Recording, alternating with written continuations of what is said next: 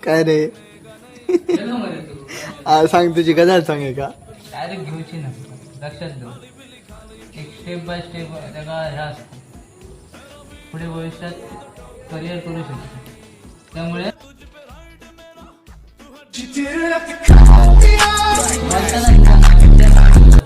कारण तुझ्या करिअरसाठी इम्पॉर्टंट आहे म्हणून तुका म्हणतोय का आता काय शब्द बी ते तू लिमिट बोलाय कमी लिमिट कारण तुझ्या करिअरसाठी इम्पॉर्टंट काय माहिती असं मजाच करू असं मी म्हटलं मग असं बाहेर गेलं का अर्जुन असं असं करा करा